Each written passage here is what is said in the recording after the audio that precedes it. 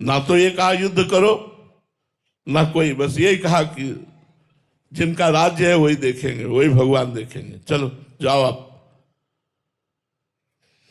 4 घंटे के बाद सेवा की,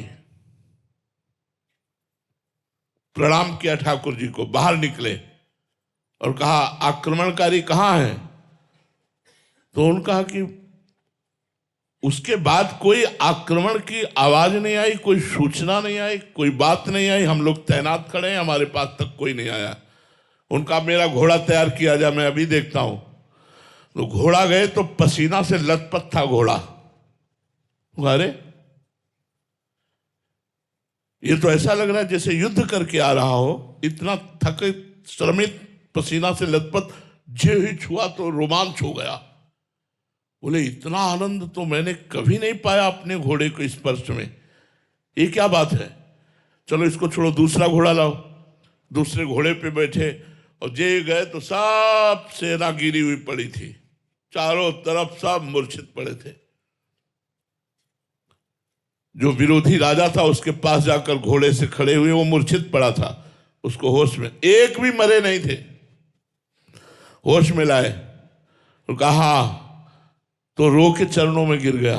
बोले बस एक बार दिखा दो, वो जो आपका सेनापति आया था, एक बार उसे दिखा दो। विरोध तो जिंदगी में करूंगा नहीं, बस एक बार देखना चाहता हूं आपके सेनापति को। तो मेरा सेनापति तो आया ही नहीं यहां तक। बोले नहीं, उसकी तिरछी चितवन मंद मुस्कान और एक बाण ने सबको मूर्छित कर दिया, एक बार बुला दो।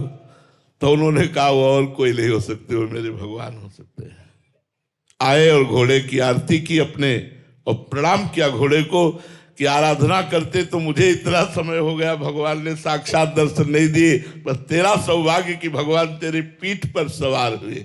देखा, भगवान ने रक्षा करी।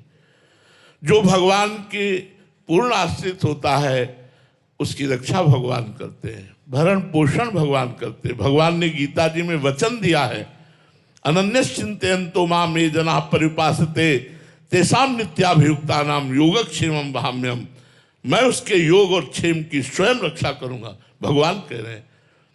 अप्राप्ति को प्राप्त कराना योग कहते हैं, प्राप्ति की रक्षा करने को क्षेम कहते हैं, मैं स्वयं करूंगा, भगवान कहते हैं।